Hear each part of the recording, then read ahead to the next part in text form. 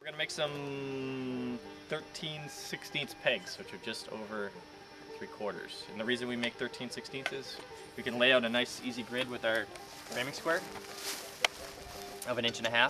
And when we arrive along those lines, and then we split each of those squares into a quarter, into 4 individual pieces. When you knock those corners off and clean it all up, it just happens to come out to a pretty neat 13/16. You could make it 3/4. It just takes a little more work. So this is a piece of pretty straight grained ash right out of the firewood pile. So we'll see how straight grained it is, but it looks pretty good. And so we're gonna try to drive it right along these lines. So we've got froe and mallet. Oh, you don't start at the middle, huh? You know, I have, and I just find it hard sometimes to just drive it across the whole width of the whole thing and keep it really accurate. The reason to start at the middle would be to Keep the stress the same, I would imagine. yeah, keep it from running out. Yeah. That side, yeah. I think what I'm planning on doing is just knocking the corners off. Okay. Maybe I'm just making that up. Let's give it a try. So the other thing I found is sometimes it's hard to whack this entire thing through, and so I'll often kind of start a corner of it.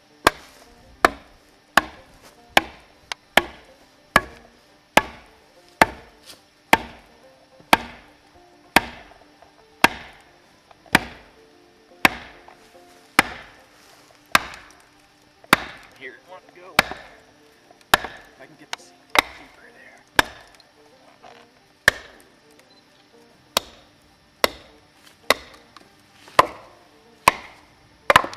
This is always the point where it's hard here. There we go. Lost a little bit on the edge there, but.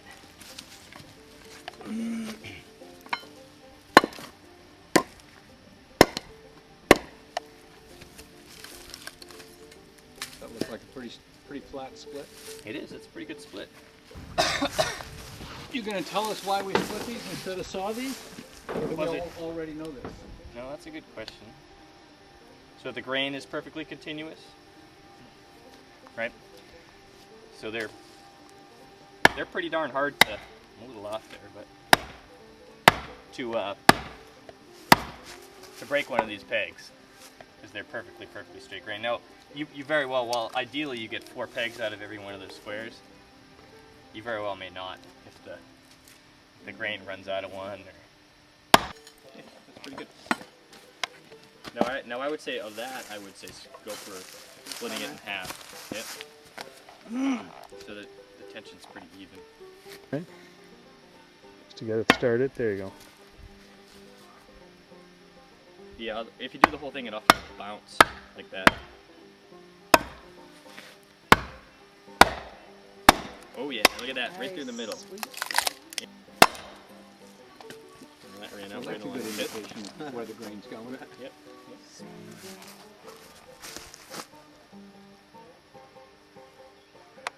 Beatles on banjo on the background.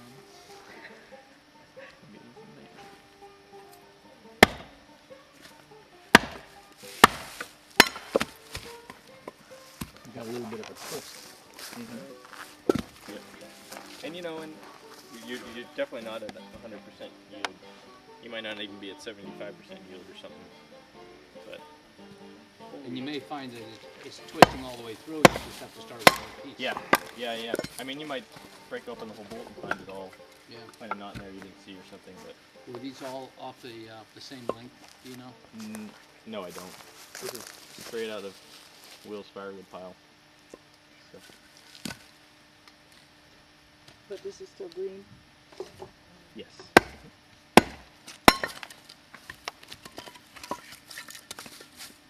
Now if you want, so now you're going to want to take that and by eye, split that in a quarter.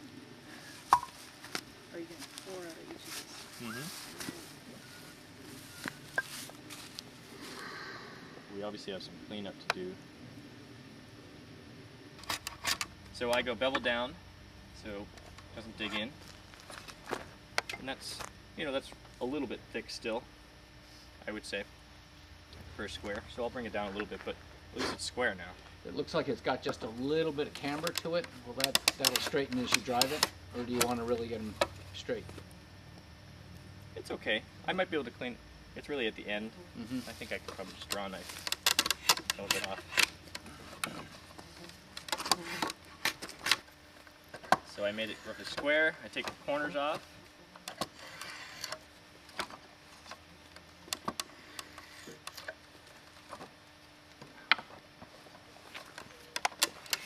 Also, this is the more narrow end, so I'm doing the second, just in my mind.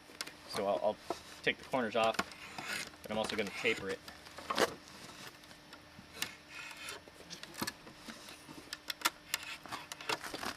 So I usually do a 4-sided taper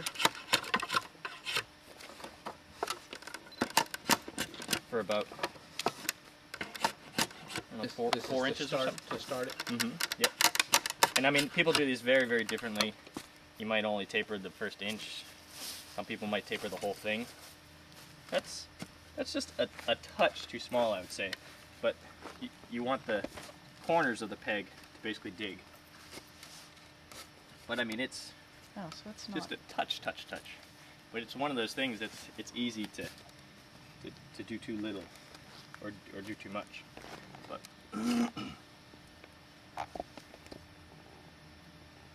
that's pretty good. And the taper also helps it start, but it also helps it deal with the draw bore that we do, Mm-hmm. so that it catches on the other side of How the draw much? bore. How much do you do on the draw? Usually about an 1/8 inch or so, Mhm. maybe.